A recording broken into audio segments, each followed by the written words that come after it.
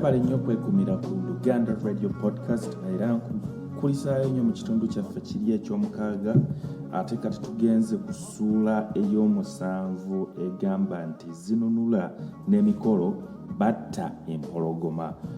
So nga bwe twalaba mu kitundu kiri ekiwedde Zinunula twalaba nga awuliddwa bubi anyoleddwa okulaba nga omukyala n'omwana battibwa empologoma. Kakati mu kitundu kino nsuubira nti Zinunula nga bw'omutegeera oba nga bw'omumanyi bulungi nnyo agenda kubanga alwanagana n'empologoma eyo okulaba ng'evuddewo etekeddaawo okubonyaabonya ekyalo. Lindirira tereera tusumulule emboozi.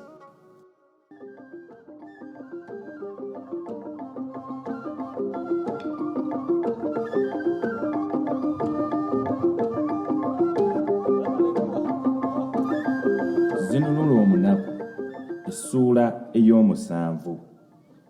Zinunula ne Mikolo Batta Empologoma.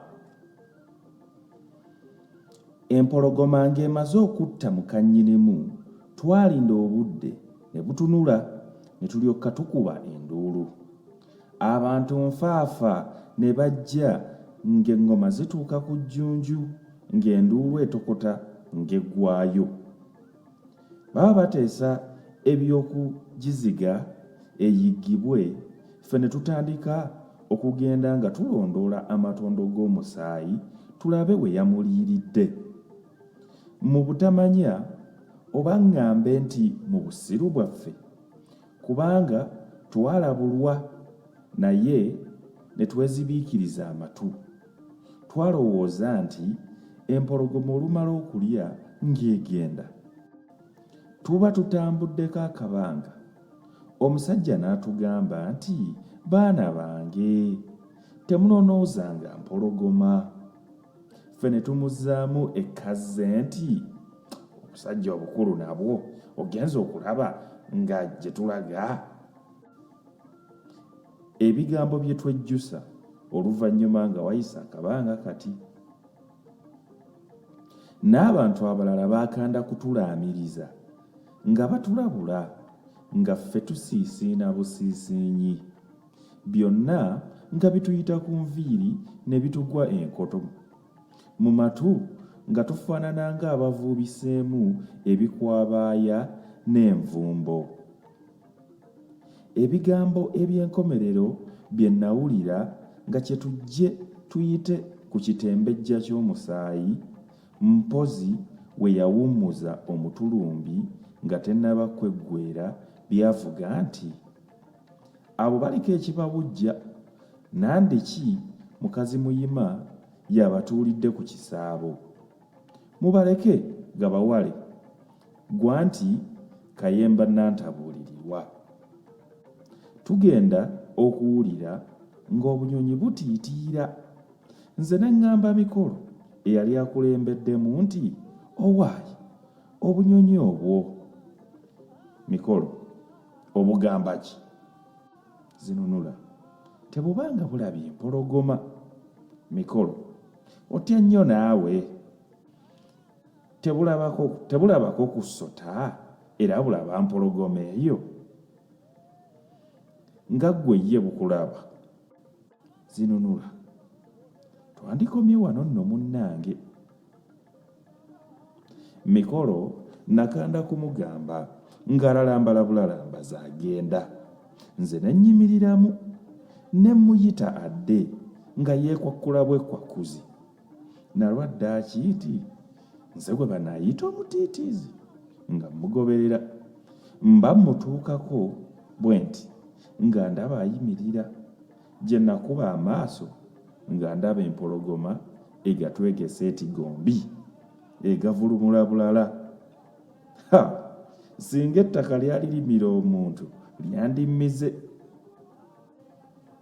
Bwe yagolokoka wansi n'etenga omukira ng'eringa etusaaba tujaamuke oba ng'etubuuza ensonga etusaza mu tulo twayo ate mu mbuga yaayo ki.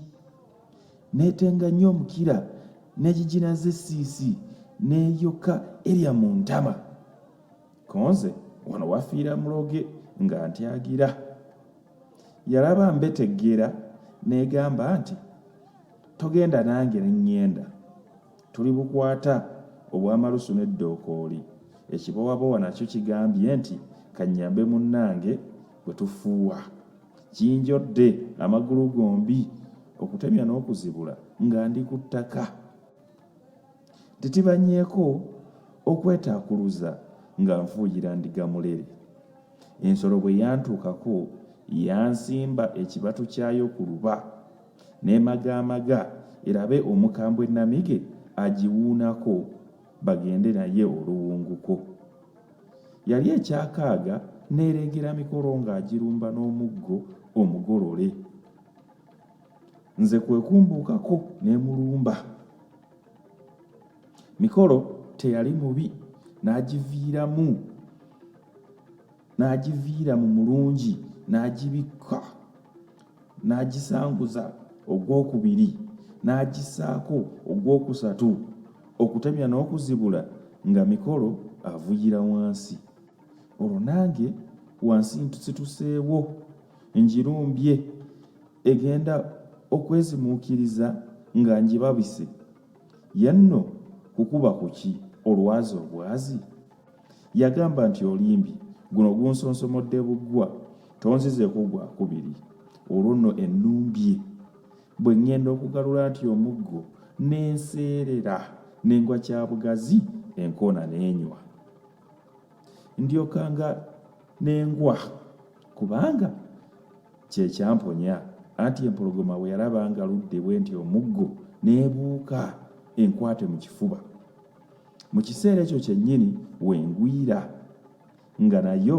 era alidde enkwate yasanga bbanga kwe kuyitawo ne yeerindiggula eri mba nnyimuka nga ne Mikolo atuuse n'agikaakamu omugoba nte ensolo teyamuganya kugizzaako gwakubiri nga bali nayo ne bawera ennemba baba bazuzumba n'enjirumba n'ebuuka ku Mikolo ejja engweko embetente kazzi yesimira ntaana eba ekyali mu bbanga neesendako katono nti n'empita n'ag'omu buto n'engisasaggula omuggo gumu mu mbiriizi nange nnyini nga sinze ngikuba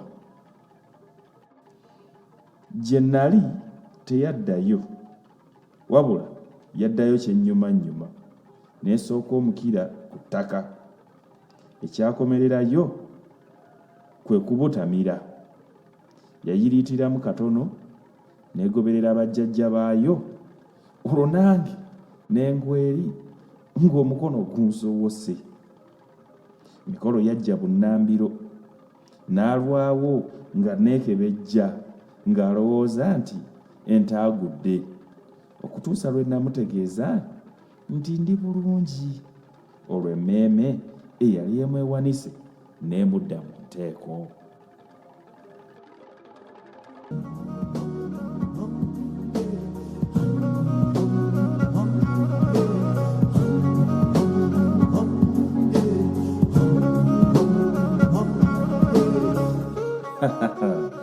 olwaleero banjogera eki oba kisimanyi kubanga Zinunula ne Mikolo baabo bagudde ku mpologoma bagikuddeko bagikubye emigoba nte bagisse bagiggyewo simanyi nakyakwogera naye omuwandiisi omugenzi Kawere olwaleero atulina atunyumiriza emboozi nate n'enyuma nnyonnyonnyo nsuubira naawe wooli wadde okuba obufaananyi engeri abavubuka bano ababiri ab'ekiwago gye badda ku mpologoma ne bagikuba emiggo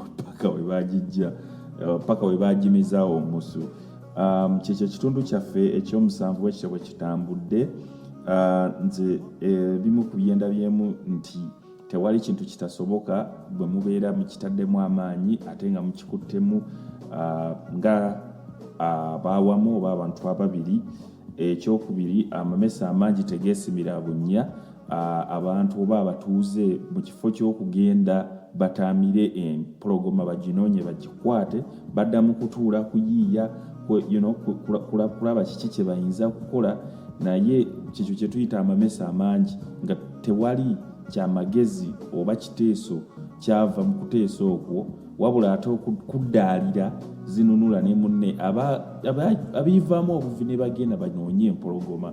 Ekyokusatu, obuzira tebuva wala. Omuntu wasalawo n'agamba ngenda kukola ekintu teweetaagisa kintu kyonna mu bulamu buno eno. Yimuka, zuukuka, genda kikole ekyo ky'obulira ky'oyagala okukola, ojja kituukiriza. Nze olwaleero kye nsinza okuyiga mu ssuula eno nti bwe tuba tulina kye twagala okukola, ekitulumiriza kye twagala okukola, tusobola okukikola bwe tukiteekamu amaanyi. Nsigadde ga bulijjo Martin Muganzi, Luganda Radio Podcast. Tubeereko ate tujja kuba tuleeta essuula eddako. Nsijja kusukkawo waneeno, Mukama abankuumire ate Ssaabasajja Kabaka awangaale, nenamwe era